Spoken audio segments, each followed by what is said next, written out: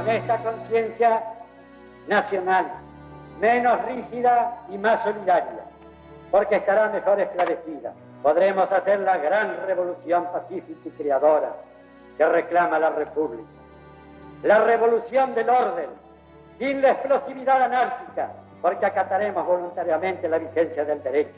Podremos así abatir los obstáculos que desde hace tiempo impiden el desarrollo nacional.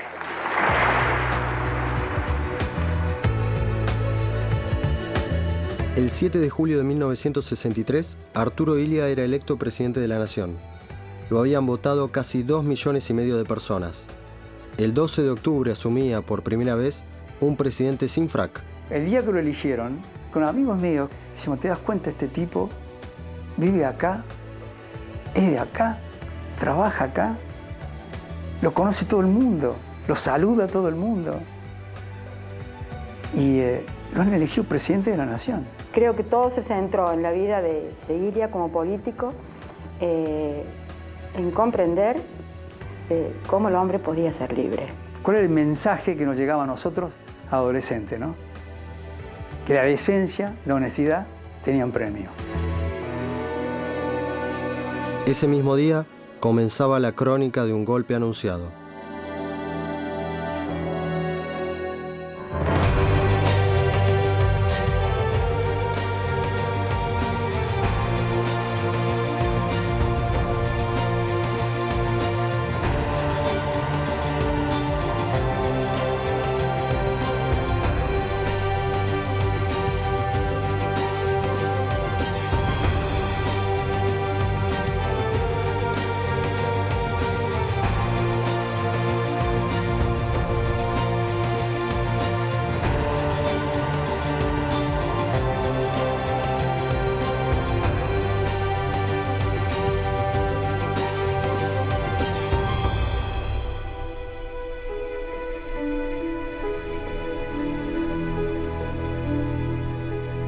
Nacido un 4 de agosto de 1900 en Pergamino, provincia de Buenos Aires, Illia había cursado la primaria hasta cuarto grado en la Escuela Provincial número 18. El secundario lo hizo aquí, en el Colegio Salesiano Pío IX, del barrio de Almagro, en la ciudad de Buenos Aires. Es una persona educada por los salesianos, del Pío IX interno, que ama a los padres salesianos y que no quiere irse nunca a su casa en los veranos. Fue pupilo. Sus boletines de aquellos años demuestran su amor por el estudio. Como Carlos Gardel y Seferino Namuncurá, Illia es recordado por las autoridades del colegio como las personalidades más destacadas que pasaron por allí. La base de él es esta idea religiosa, de alguna manera. En estos pasillos, rodeado de sacerdotes, Illia marcó su personalidad basada en la simpleza y en la honestidad. Illia era un viejo político radical y un médico que había ejercido su profesión en el pueblo Cruz del Eje en Córdoba. En Córdoba he ido a actos donde él hablaba, pero el encuentro fue en una audiencia de un juicio laboral. Era abogado yo de una parte y él vino como testigo propuesto por la otra. Ahí lo conocí por primera vez.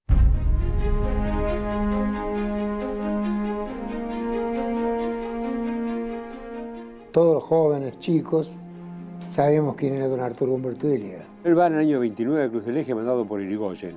Arturo Illia vivía en Cruz del Eje desde hacía bastante tiempo y era el médico. Era conocido nuestro, amigo de mi padre. Mi padre había sido ministro de Amadeo Sabatini. El doctor Illia vino para ser médico de los ferroviarios, designado en 1928 por Hipólito Yrigoyen. Caminando iba recorriendo toda la ciudad, visitando a los enfermos. Don Arturo tenía un gran prestigio porque recorría siempre toda la provincia, estaba cerca de la gente. Él decía lo siguiente: no se puede ser presidente de un país si no se conoce primero geográficamente la gente de este país. Mis padres habían tenido una hija, cuando era chiquita se enfermó, se puso morada, esas cosas en pleno invierno, hacía mucho frío, y eran como las 3, 4 de la mañana, que es la madrugada, y mi padre recurrió al médico que conocía, que era el médico de ferrocarril, o sea que mi padre era ferroviario, y se fue a verlo a Illia, lo despertó, le contó, entonces Illia se puso sobre todo, arriba del pijama, agarró una de la bicicleta de uno de los chicos y se fue a casa con mi viejo en bici. La vio a la chiquita y en cuanto la vio dijo, tiene hipotermia. Y mi vieja le dice, bueno, doctor, no le va a dar ningún remedio. Y él le dice, el mejor remedio es el calor del cuerpo de su papá. El doctor Arturo era genuinamente un médico. Qué destino el de Córdoba, tener dos grandes gobernantes que fueron dos grandes médicos. Así fue Amadeo Sabatini y así fue don Arturo. Y de ahí empieza coetáneamente la carrera de médico, por supuesto, y de político. Un día lo visita unos enviados de Sabatini, que vienen a pedirle que los represente en Cruz del Eje como candidato a senador departamental. Con las manos al bolsillo, se paseaba delante nuestro, entonces se paró y les dijo, voy a aceptar la propuesta, pero sepan que en política no hay amigos. Él es ungido senador provincial en el año 36 y del 36 al 40 es senador provincial. Después del 40 al 43 es vicegobernador de Santiago del Castillo, porque hasta ese momento había sido gobernador Amadeo Sabatini. En el 48 es electo diputado nacional. Integró el bloque de los 44, famosos 44 diputados nacionales, fue vicepresidente segundo del bloque. Los fiscales de la República. Así le decían, los fiscales de la República, sí. No tenía intención de ser político. Fui a la política pensando que quizá de esa manera pudiera servir más a la gente. Todo eso hacía que nosotros nos acercáramos, jovencito, a don Arturo. Aparece un señor, un estupendo dinamarqués, Jorge Hansen, que maneja la usina de Cruz del Eje. Ilia, en esta idea de ser un servidor, va a bañar siempre a los enfermos graves, los va a cuidar, y se enferma de tifus Hansen y le dice, si me salvas, te invito a Dinamarca un año a la casa de mi padre. Bueno, mi padre lo salva, y en el año 34 parten para Copenhague. Ahí aprovechan y viajan por Europa. En sus viajes por Europa, Ilia fue testigo del germen del nazismo y vio cara a cara la locura de Adolf Hitler.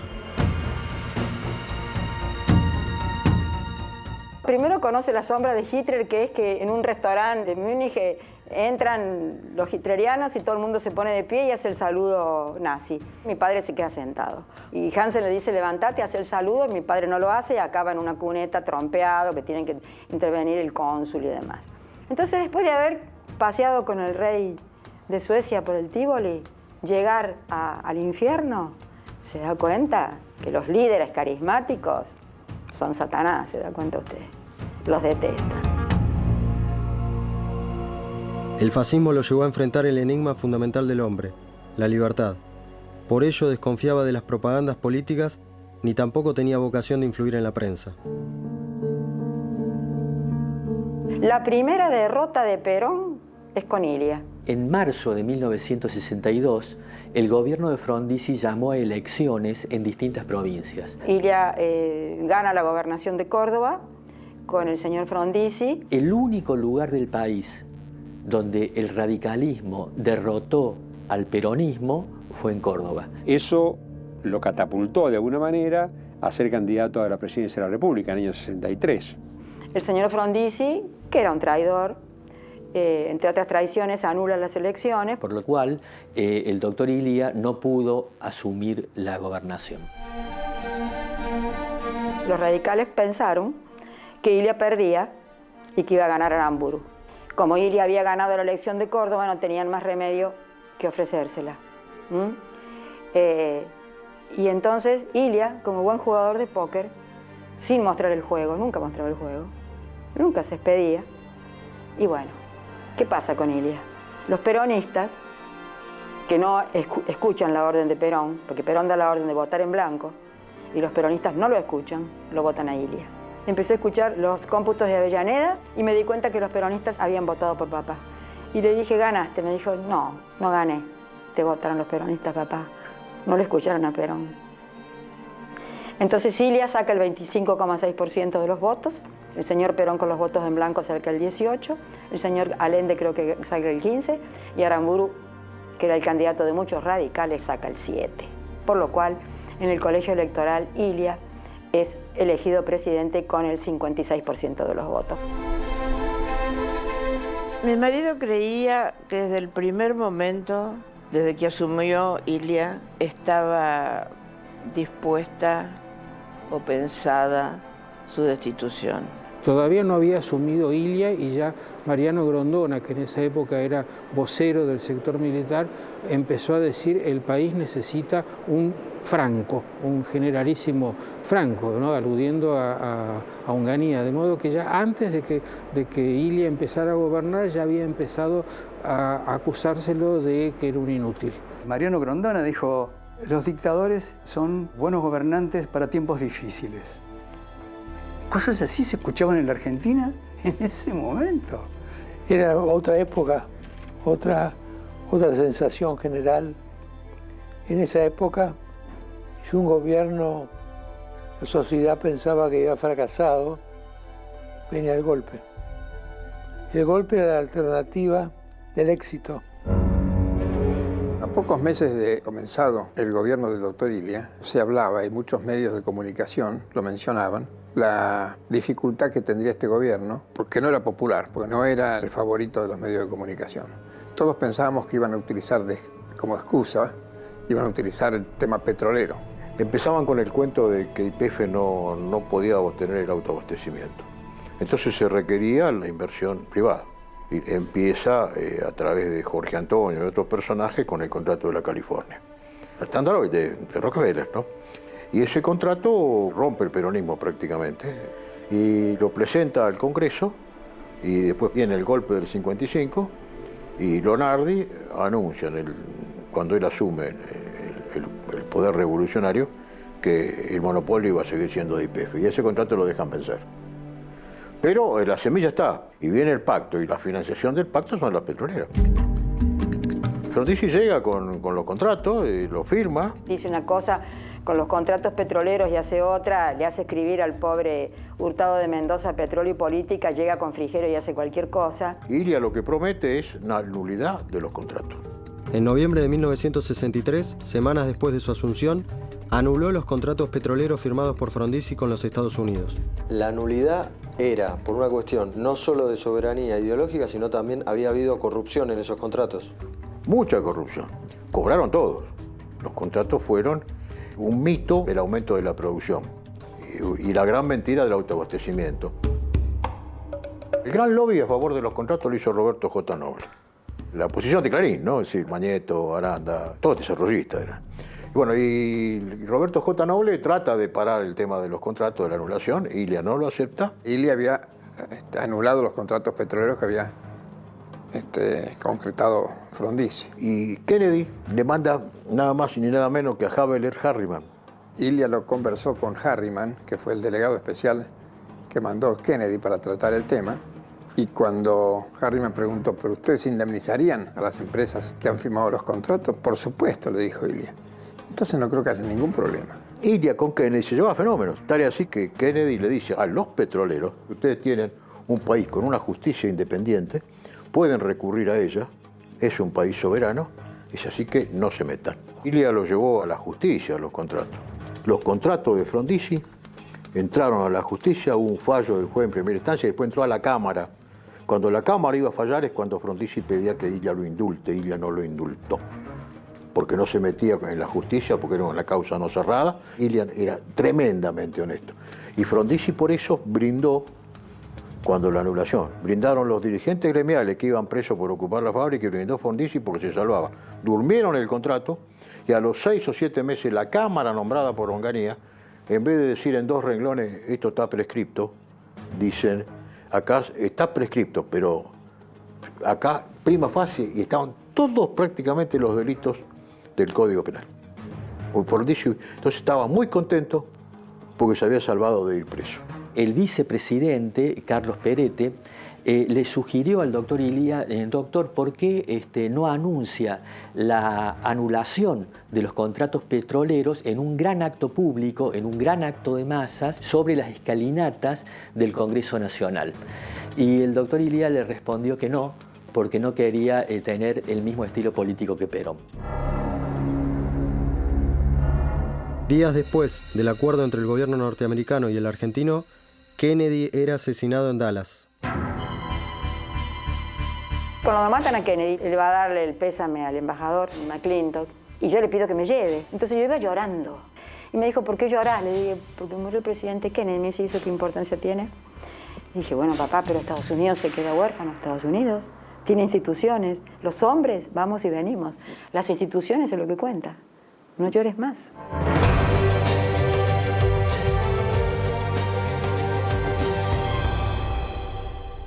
Todo el temor que se tenía de que el tema de los contratos petroleros, la anulación de los contratos, podía significar algún inconveniente para el gobierno de Ilia, eso desapareció. Pero el propio gobierno, el año siguiente, le dio una excusa a los sectores golpistas, cuando se dictó la ley de medicamentos. La ley de medicamentos que recortaba el poder de los laboratorios extranjeros fue la excusa perfecta para los golpistas. Estudian 300.000 medicamentos y se dieron con que el 60% eran truchos. Los medicamentos habían tenido un incremento en precios altísimo y el gobierno trató de parar esa suba. Al crear los medicamentos básicos sociales se ponía a su espalda un enemigo brutal. Ilia le encarga a su ministro de Salud, Arturo Oñatibia, que prepare una ley. La famosa ley de medicamentos, Ilia les dio 6 meses a todos los laboratorios argentinos y extranjeros para que presentaran esa declaración jurada con la parte científica y la parte económica. Lo criticaron muchísimo, toda la Cámara de Medicamentos en contra, y en 6 meses no hicieron nada, no contestaron. Por teléfono le dijeron que si él aplicaba la ley de Oñatibia, duraba 24 horas en su gobierno. Ilia le aplicó la ley de abastecimiento y congeló los precios de los medicamentos. No duró 24 horas, pero duró 7 días. En marzo de 1965, el peronismo participó y ganó la elección de mitad de término con el 30% de los votos. El oficialismo sacaba 2 puntos menos. Él sabía que las perdía, sí era un hombre racional, era un racional crítico, pero las perdió por 50.000 votos. El que estaba preocupado era Perón. Perón ya había dado la orden de votar en blanco y no lo habían escuchado, y los sindicatos se estaban alineando con Ilia. Le faltó poco tiempo. Durante su gobierno no hubo estado de sitio ni censuras de ningún tipo. La libertad de expresión fue total. La personalidad del presidente era reacia a todo tipo de propaganda o campañas de difusión. Él sostenía que la difusión de una obra de gobierno se ve en la calle, se ve en los hechos, se ve en las familias. El peronismo fue rehabilitado, pero nada parecía suficiente. A Ilia la prensa lo tildaba de lento e ineficaz.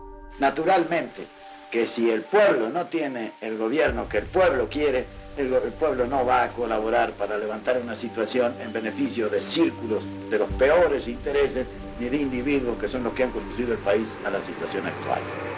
Fueron realmente desalmadas las críticas que se hacían.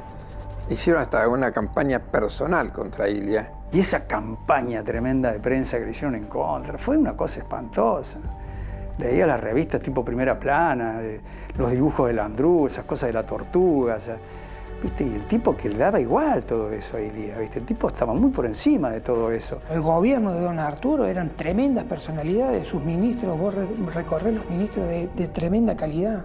Oñatibia, Pugliese después de Blanco, es realmente muy fuerte, ¿no? Zavala Ortiz en materia de relaciones exteriores. Realmente fue de excepción, un gobierno de excepción. El equipo económico era bueno, pero no tenía sex appeal, ¿no? Y entonces fue víctima de las críticas, ¿no? Tenía la convicción de que no había que malgastar el dinero de la sociedad para hacer propaganda por un gobierno.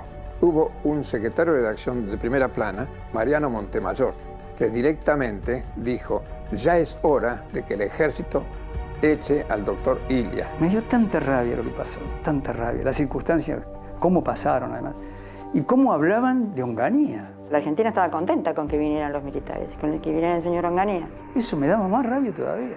Hablaban de Onganía como si hubiera bajado, qué sé yo, le llegó el Mesías, una cosa así. Era impresionante, era una cosa horrorosa. Yo le decía, te van a sacar empujones, papá. Yo lo sabía porque iba a la facultad y ahí Bobby Roth y todo el mundo que estaba con Onganía estaban haciendo ya las carpetas, Mario Dilgainza, ¿eh? Entonces se lo decía porque me lo decían. Después estuve en España y en España me lo decían la gente del Colegio Guadalupe. Él sabía que iba a caer, pero él sabía que tenía que caer con sus banderas, porque entonces era invencible. A pesar de que negaba sus aspiraciones políticas, el general Juan Carlos Onganía se preparaba para el golpe. El 3 de junio de 1966 le pide una entrevista, mi marido, a Ilia. Al principio, muy seco, Ilia le dice: ¿usted viene en nombre del ejército con uno de los habituales planteamientos del ejército? Entonces Eduardo le dice: señor presidente, yo vengo acá en carácter de secretario de Estado de su gobierno. Y entonces ahí le dice que le parecían prudentes acallar un poco a este movimiento subversivo que era evidente y que se venía. Entonces mi marido habla de resistir. Y entonces ahí Ilia le contesta: prefiero que caiga el gobierno antes que se produzca lucha entre las Fuerzas Armadas. Si se produce el golpe de Estado, no habrá represión. Esto es una orden. Ilia no supo o no quiso resistir el anunciado golpe.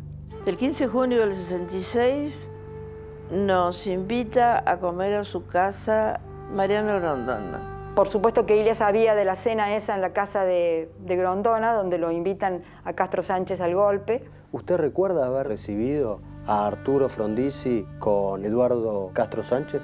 Y recuerdo, sí. Vagamente, pero recuerdo. ¿Y Frondizi qué decía? No, Frondizi en ese momento era golpista. Era otra época, otra idea del país, otra idea del futuro. Eduardo lo conocía, a Mariano Grondona, y lo apreciaba. En la comida estaban el expresidente Frondizi con su señora, los Grondona, mi marido y yo. Fue una comida muy desagradable, porque de pronto el doctor Frondizi empieza a preguntarle: bueno, ¿y usted qué piensa que se puede hacer cuando este gobierno se derrumba? Entonces mi marido le dice: mire, yo no pienso que el gobierno se derrumbe. Bueno, pero usted se mantiene en la legalidad, ¿para qué? La Constitución, ¿para qué? La revolución, ¿para qué?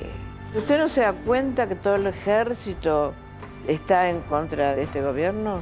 No, de ninguna manera, le dice mi marido. No estoy de acuerdo. Ante la insistencia y la letanía, en un momento Frondizi le dice: dígame, Castro Sánchez, ¿no será que a usted lo que le atrae es el fulgor de las alfombras coloradas? Venía preparándose la traición bajo tierra, subterráneamente. El último acto que hace don Arturo en Córdoba, yo estaba cerca del palco, entonces me llama el edecán, nos dijo: díganle al viejo que se deje de joder, que lo están liquidando. Esas palabras fueron: lo liquidan al viejo. La mañana de ese día me cruzo con el general Lanusse, que me dice que me está buscando el general Alzogaray. Cuando lo encuentro, me dice que querría que lo acompañara a la casa de gobierno a la madrugada. El golpe ya estaba decidido.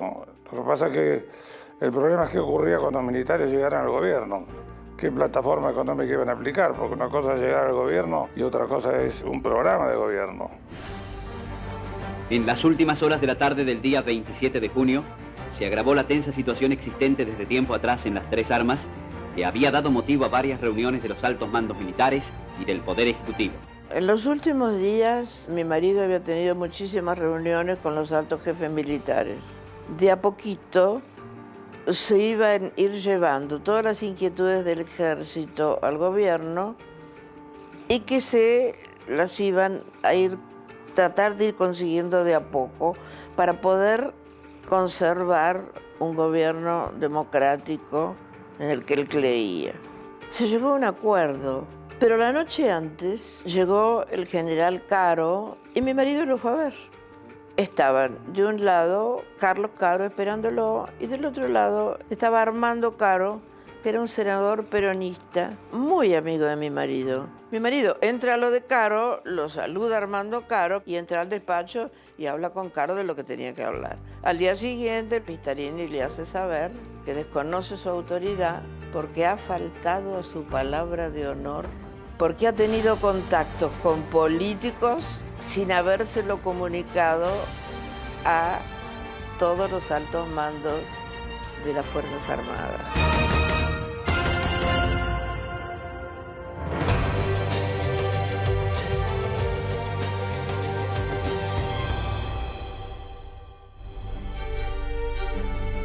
El 27 de junio de 1966, Pistarini ocupó las radios y movilizó sus tropas. El general Julio Alzogaray se presentaba en el despacho presidencial a desalojar al médico radical. Mi primer recuerdo televisivo es a un viejito con pinta de bueno que lo sacaban a empujones de la Casa Rosada. Y ese recuerdo de chico yo creo que me marcó para siempre. Yo estaba en la municipalidad, recibí una llamada telefónica de la Secretaría General de la Presidencia del doctor Caeiro y allí me dijo que la cosa estaba terminada, que había un golpe, que después vendrían por nosotros y así lo hicieron. Yo era el secretario de Ilia. Inmediatamente tomamos los recaudos necesarios, reunimos el partido y dijimos entre todos, bueno, ¿qué hacemos nosotros? Y nosotros vamos a cerrar todo la Casa Radical, todo en señal de duelo. Entonces llamé a un escribano y dije que dejaba el poder no por voluntad, sino porque tenía la necesidad de desligar la responsabilidad de la comuna por los hechos de facto. Ministros que habían sido llamados con urgencia llegaron a la Casa de Gobierno para realizar una reunión de gabinete, a cuyo final todos presentaron sus renuncias. Esto que ocurrió hoy no le hace absolutamente nada de bien a la República Argentina. La gente estaba empeñada en una aventura y no estaba consciente de la barbaridad que estábamos haciendo.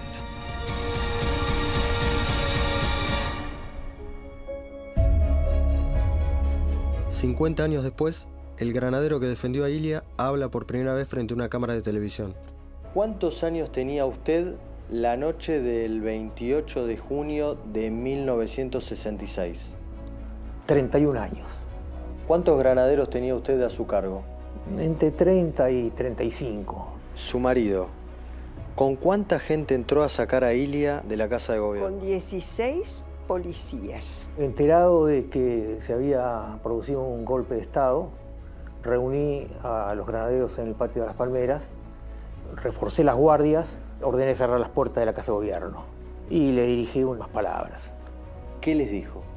Les dije, granaderos, puede que de acá nos saquen a la fuerza, pero va a ser con las patas para adelante.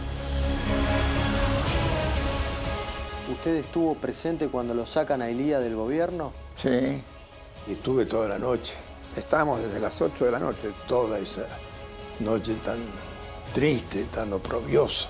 El secretario de guerra, que era el general Castro Sánchez, lo mismo que el general Caro, fueron las dos militares de más alta graduación que de alguna forma se opusieron al golpe. El día viernes anterior del golpe, lo citan al general Caro a la capital federal. El comandante en jefe de entonces, el general Pistarini, lo llamó para ponerlo preso.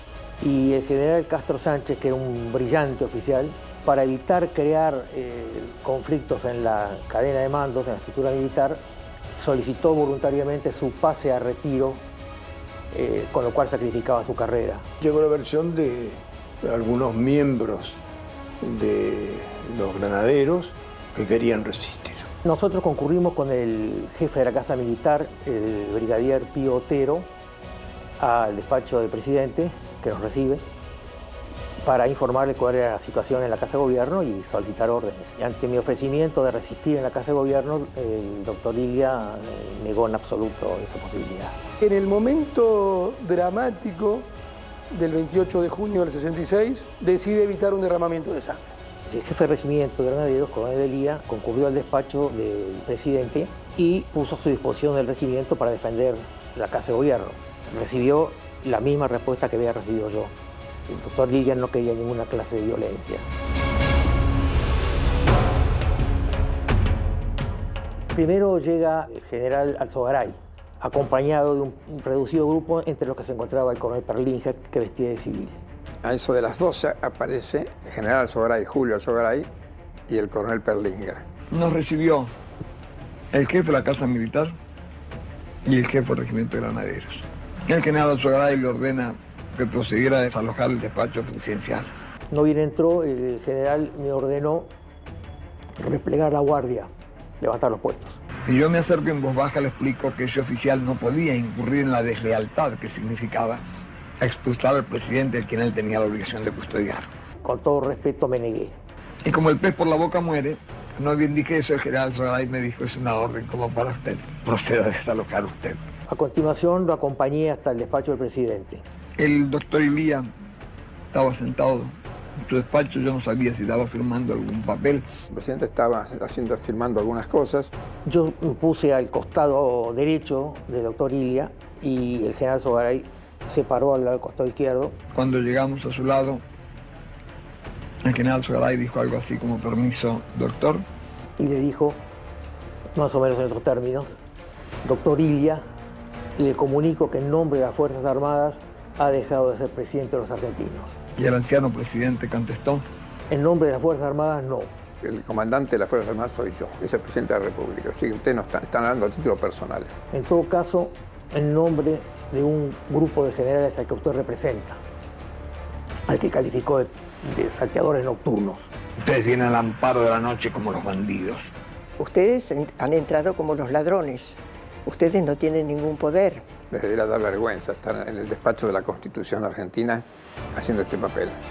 Y lamentablemente, era cierto.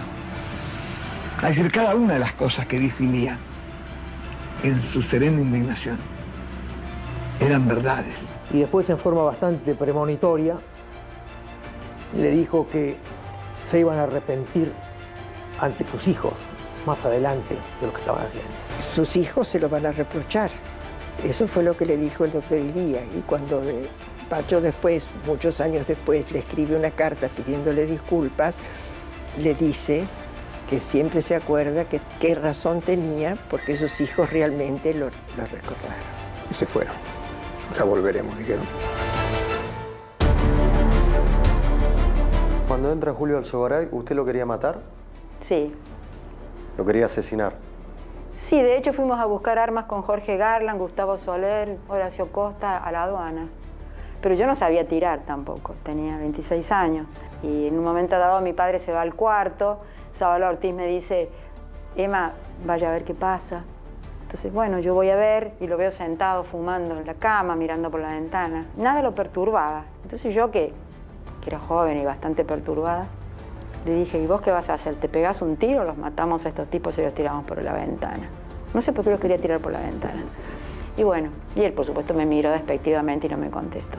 Entonces salí y le dije a Zabala Ortiz, no se pegó un tiro, está ahí, está sentado en la cama. Después entró Perlinger. A las 6:30 de la mañana aparece Perlinger, más que, creo que ni Alzogaray vino, con un pequeño batallón policial. Dijo, 3 personas protejan al doctor Ilía, el resto echen a todos a la calle.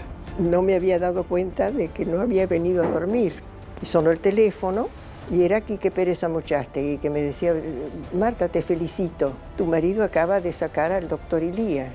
¿Cómo? Mi madre era decididamente antigolpista y le decía a Julio, no, ustedes no pueden hacer esto. Es un presidente legal, es democrático. Ah, no puedo creer. Esto es indignante, porque este ejército, estos milicos, se creen los dueños del país. Y Julio, con evasiva, decía, bueno, pero esto no soy yo, esto ya son las Fuerzas Armadas. Una persona correcta, increíblemente humilde, pero correctísimo. Y lo sacan. Le insistían que no se realizara y Julio, con evasivas, decía, bueno, pero yo ya no lo puedo evitar. Yo no puedo creer que Pacha se haya prestado para sacarlo al doctor Ilía. Hasta que en un momento, bastante enojada, le dijo, Bueno, si usted da el golpe no te invito más a comer a casa. Sería casi un divorcio si yo estaba del lado de ellos. Frondizi tiene la culpa de gran parte de la echada de Ilia. ¿Frondizi lo llamó esa madrugada? Esa madrugada sí, lo llama con un primo mío, que Luis Corcuera Ilia, que era frondicista, que estaba con él, y él le dice que se vaya a la puta madre que lo parió, ¿no? Lo considera, lo despreció a Frondizi. Frondizi no lo quería, no se quería. ¿No se quería con Ilia? Ilia rechazó el coche presidencial. Y luego, en el auto del doctor Alconada Aramburu, se retiró al domicilio de su hermano, que había sido su secretario privado. El expresidente abandonó la casa de gobierno, partiendo en un automóvil hacia la residencia de un hermano en la provincia de Buenos Aires. Me quedé con Solari, Irigoyen y yo. Bueno, nos vamos. No había nadie, pelado estaba. Encaminamos para Plaza de Mayo. Cuando estamos cruzando Balcarce, yo veo que en la esquina del Banco Nación había un grupito de gente que miraba. Todo el movimiento nacional es esto. Y digo, mira Hipólito, qué bronca me da, ni siquiera nos putean. Juan Domingo Perón le concedió una extensa entrevista en Madrid al periodista Tomás Eloy Martínez de Primera Plana. Perón estaba entusiasmado con la llegada de Onganía al poder. En la nota dijo: "Este es un movimiento simpático porque acortó una situación que ya no podía continuar. Cada argentino sentía eso. Onganía puso término a una etapa de verdadera corrupción". Esto lo dijo Juan Domingo Perón el 28 de junio de 1966,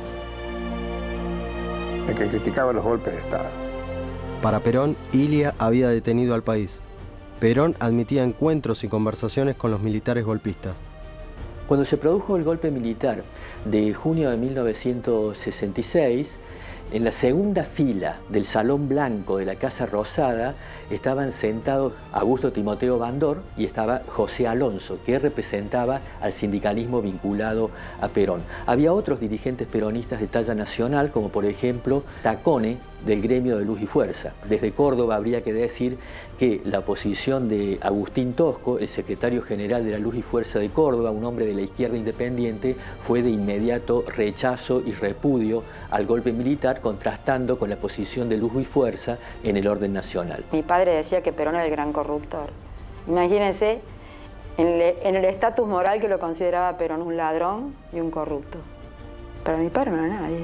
Previo al golpe, hay un informe de la CIA fechado el 1 de junio de 1966, y en ese documento se dice lo siguiente: que sus agentes en Buenos Aires habían tenido conversaciones con el general Julio Alzogaray. Mi padre lo asesoraba, si bien era medio neutro con el tema del golpe, lo asesoraba para que si llegaban al poder tuvieran una plataforma económica de la que él pensaba y ha sido siempre partidario, que es una plataforma liberal. El general Julio Alzogaray les había dicho de que él, junto con el general Onganía y otro grupo de generales, estaban planificando el golpe militar. Después del golpe, mi padre nombrado embajador en los Estados Unidos y embajador itinerante para explicar lo que estaba ocurriendo en Argentina. Pero no querían que ese golpe apareciese ante la opinión pública como un golpe antiperonista. Por lo tanto, le habían hecho una serie de promesas a Perón. Algunas que eran estrictamente de interés personal de Perón, como por ejemplo que se le restituya el grado de general, que se le provea un pasaporte argentino para viajar a Suiza en el interés de Perón, que no haya represión contra los sindicatos y que se le permita a Perón volver eventualmente en el futuro al país. El 66 es como un gran ensayo del 76. Por eso yo digo que si no hubiera habido 66, lo más probable es que no hubiera habido 76. Perón apoyó el golpe contra Ilia, y no solamente Perón, el peronismo encarnado por el dirigente de aquellos días, Augusto Bandor. Esa reunión se hizo en la casa del doctor Zabal Ortiz, en la calle Galileo. Zabal Ortiz sabía que estaban conspirando. Le dijo: mire, si esto se cae, nos caemos todos. Sí, tiene razón, doctor, pero Perón está en otra cosa. Y eso habrá sido 2 o 3 meses antes del golpe. Si yo tuviera que calificar el golpe contra Ilia, lo calificaría con una sola palabra: una canallada. fue apoyado por todo el establishment, por la Unión Industrial, por la sociedad rural, por la CGT, por todos. En realidad los golpistas fueron muchísimos, ¿no? Y los que sin ser golpistas les pareció bien, muchos más todavía, lo que habla del desprestigio que tenía en ese momento la democracia. Pero había una idea general, casi de sentido común, acerca de que el país necesitaba un cambio de estructuras, y entonces cualquier cosa les venía bien para empezar ese cambio de estructuras, así fuera un general tan tradicionalista como era Onganía.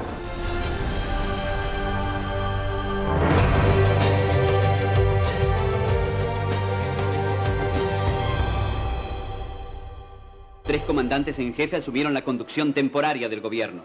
Se anunció que la presidencia de la nación sería asumida por el teniente general Juan Carlos Onganía. Yo, Juan Carlos Onganía, juro por Dios nuestro Señor y estos santos evangelios, desempeñar con lealtad y patriotismo el cargo de presidente de la nación y observar fielmente los fines revolucionarios, el Estatuto de la Revolución y la Constitución de la Nación Argentina. Si así no lo hiciere, Dios y la nación me lo demás. ¿Fue una desilusión el gobierno de Onganía después? ¿O fue un error el golpe? No, fue una gran desilusión. Onganía era una buena persona recta, pero una persona de limitadas luces. Y entonces fue una gran desilusión también. El coronel Ballester, él dice, cuando entramos a la Casa de Gobierno, abrimos la caja fuerte, encontramos todos los gastos reservados y dijimos, ¿para qué habremos sacado a este hombre? Antes de cumplir los 3 años, los muchachos de la jineta le dan el raje a don Arturo Humberto Ilia y designan en elecciones limpias y por unanimidad 3 votos a don Juan Carlos Onganía. El hecho que don Juan Carlos Onganía en la época del enfrentamiento entre azules y colorados haya sido azul y legalista y después se convirtió en golpista y de hecho colorado es porque a veces la gente distingue. La cuestión es que a don Arturo lo rajaron porque decían que era muy lento, que era una tortuga. Ahí tuvimos un cacho de la culpa todo porque era sindicato, la CGT le tiraba tortugas en Plaza de Mayo, los medios en contra, los periodistas en contra, los humoristas le hacíamos chistes, era una manga de boludo. ¿Para qué le voy a contar? Porque el problema no era que don Ilia era lento. El problema es que los que vinieron después fueron rápidos. Y fuimos derecho para el caramelo, fuimos pero va. El doctor Ilia siempre manifestaba que a él lo voltearon las 20 manzanas que rodean la Casa de Gobierno. Ilia fue un ejemplo de vida. Fue el primer presidente que asumió sin frac. Y los indicadores del gobierno de Ilia, no es que fue bueno porque era un viejito inofensivo, fue bueno porque fue bueno. Bajó el analfabetismo, subió la ocupación, subió el empleo, bajó la deuda externa. O sea, los números del gobierno de Ilia fueron muy buenos. Aunque promulgó la ley del salario mínimo vital y móvil, los sindicatos promovieron un feroz plan de huelgas durante su gobierno. Que haya habido una ley de salario mínimo vital y móvil. Hoy discutís cualquier cosa en materia salarial con una ley que proclamó ese pequeño gobierno de esos 3 años. Durante su gestión, la educación tuvo un peso significativo en el presupuesto nacional. Del 12% en 1963 se alcanzó el 23% 3 años después. En 1964 se puso en marcha el Plan Nacional de Alfabetización con el objetivo de disminuir la tasa de analfabetismo en el país. En 3 años se graduaron 40.000 alumnos de la Universidad de Buenos Aires. El salario real creció un 9,6%. La desocupación pasó del 8,8 del 63 al 5,2 al finalizar su mandato. Que del Producto Bruto Interno el 40% haya sido distribuido en salario, es decir, que los trabajadores participaban del Producto Bruto en un 40%. Son cosas demasiado importantes porque históricamente no las vas a encontrar. Apoyó activamente el plan nuclear y la construcción de la primera planta atómica de energía eléctrica. Los líderes mundiales visitaban el país. Tal era el caso del general francés de Gaulle, que brindó un recordado discurso en el Congreso de la Nación. Había una idea de estar en el mundo. Él no quería salir, lo habían invitado muchas veces, pero no quería salir porque siempre decía, no tengo nada que llevar y no me gusta pedir. Durante su presidencia se aprobó la Resolución 2065 de la Asamblea General, que reconocía por primera vez una disputa de soberanía entre el Reino Unido y la Argentina. Tanta justicia nos asiste. en nuestra legítima reclamación por las Islas Malvinas. Tanta ininterrumpida insistencia confirma nuestro derecho, que así como fuimos escuchados con aprobación por 97 países del mundo, alcanzaremos finalmente la anhelada satisfacción de recuperar esa parte de nuestro territorio. El centro de la política exterior, no porque fuese lo único, fue la 2065, la Asamblea General de Naciones Unidas del año 65, en donde por primera vez se reconoce el estado de nuestro reclamo sobre las islas. En enero del 66 llegó al país el canciller británico Michael Stewart, y con Michael Stewart y Isabel Ortiz se emitió un comunicado de prensa donde las dos partes se comprometían a continuar las negociaciones sobre las islas. ¿Cuál es la posición del Reino Unido actualmente? El Reino Unido habla de todo menos del tema islas. El reclamo argentino para los británicos no existe. Mal puede decir Gran Bretaña que no existe tal reclamo cuando ellos mismos lo reconocieron en el año 66 con la figura de Stewart. Así que lo que se hizo en aquellos días tiene vigencia hoy, pero absoluta vigencia hoy. Incluso da pie para seguir una serie de negociaciones políticas con Gran Bretaña y diciéndole a Gran Bretaña, señores, ustedes no pueden decir que no existe porque ustedes mismos lo reconocieron. En sus últimos días, Ilia quiso conocer personalmente al gran cantante popular Atahualpa Yupanqui.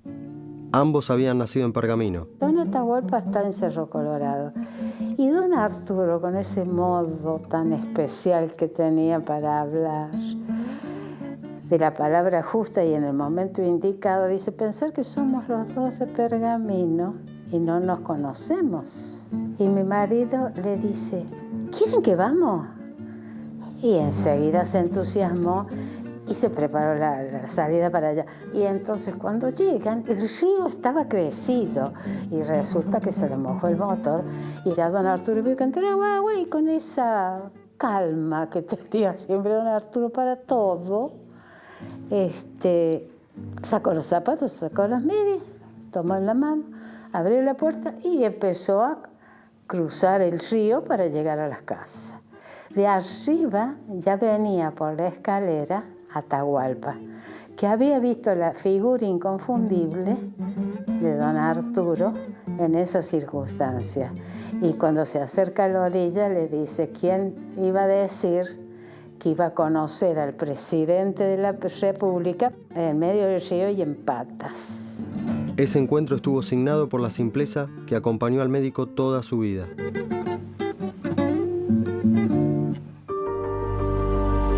La última vez que lo vi fue cuando él estaba internado en el hospital privado. Yo pasaba de casualidad y tuvieron la generosidad de permitirme que lo viera. Ahí lo vi en la cama, sacó la manito y dijo, diga a los amigos que no se preocupen por mí. Y la última vez ya no lo vi más. Con 2 o 3 amigos nos fuimos a Buenos Aires al velatorio de don Arturo. Y estuvimos y lo acompañamos al cementerio y todo con don Arturo. ¿Qué recuerda de esos casi 3 años en el poder? Yo creo que fueron lo menos importante en la vida de mi padre. Se fue del poder sin propiedades a su nombre, ni autos, ni cuentas en el exterior. Se negó a recibir la jubilación que le correspondía como expresidente. Mi padre no le interesó nunca la plata, no fue determinado por la plata, estaba en un plano superior. Era pobrísimo. Una vez, viajando de Buenos Aires a Córdoba, perdió su valijita, una valijita de cuero, de cartón, y adentro tenía un estetoscopio, una botella de coñac o así y un poncho. Y estaba preocupado por el coñac. Un presidente que se va del gobierno no tenía dónde ir a vivir, no tenía casa propia, no tenía nada. Tuvo que ir a vivir a Vicente López, a la casa de un hermano. Usted decía que para su padre la función pública era un servicio, que salió más pobre de lo que entró, que no tenía casa propia, que no tenía auto. ¿Aprendimos algo después de 50 años? Yo creo que no era la función pública un servicio, la vida era un servicio. Y la función pública estaba dentro de la vida. Mi padre, entre otras cosas, fue presidente de la República. ¿Cómo se explica que la sociedad no defendió a un hombre honesto que no negociaba la soberanía de un país? ¿Cómo se entiende que no gozaba de buena prensa una gestión que inauguró 1.500 comedores escolares, 12 nuevos centros médicos y que disminuyó el desempleo y la deuda externa, ¿qué nos pasó como sociedad? La otra cosa buena me parece que es haber logrado sostener un gobierno institucional con un parlamento en el cual no tenía mayoría. Hoy sabemos que esto no es fácil. El golpe de Estado fue en un año muy particular, ¿no? Se perdieron muchas cosas. No solo la nación perdió un gobierno impecable, sino don Arturo también perdió a mi abuela Silvia. Es un año durísimo. Cuando Ilia cae, la gente fue llevada a descreer en el valor y la importancia de la Constitución. Y cuando vuelve la vida institucional a la República, algunos me preguntaban, pero dígame, doctor, ¿este asunto de la Constitución es bueno? Fíjese usted a qué punto habían debilitado esos valores, reemplazando lo que es la libertad de las instituciones por la supuesta eficacia de técnicos incompetentes. Y después de 50 años, ¿qué aprendimos? A no hacer más golpes. ¿Le parece poco?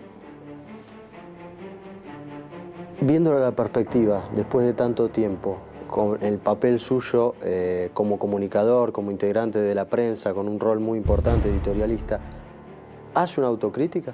Sí, por supuesto. Fue una época en que o se tenía éxito o venía el golpe.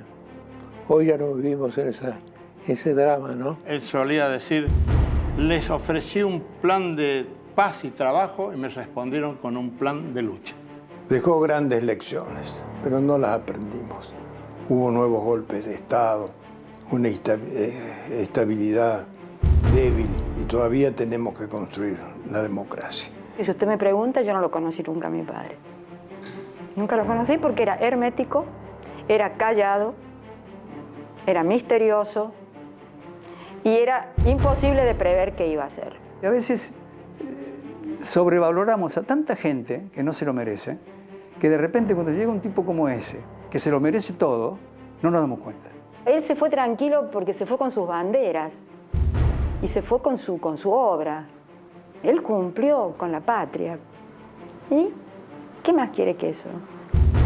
El día que derrocaron a Ilia no hubo cacerolazos en su apoyo, tampoco resistencia. El pueblo no salió a la calle. El golpe era presentado con el pomposo nombre de Revolución Argentina. A los 2 o 3 días hablé por teléfono a la casa del hermano pidiendo la autorización para visitarlo. Y escuché la voz del doctor Ilia que de la cercanía le decía, dígale al amigo Rodríguez Áñez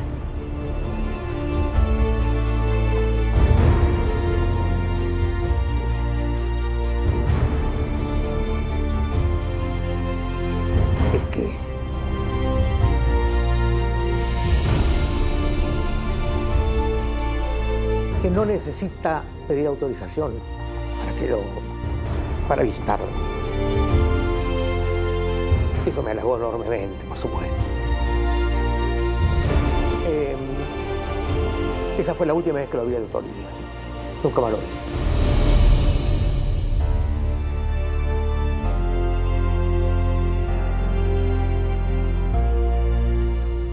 Cruz del Eje está detenida en el tiempo como si nada hubiese pasado en medio siglo.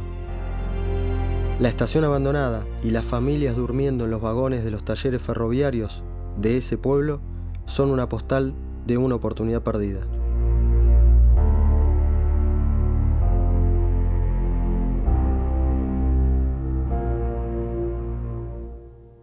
La democracia argentina necesita perfeccionamiento, pero que quede bien establecido que perfeccionamiento no es sustitución totalitaria.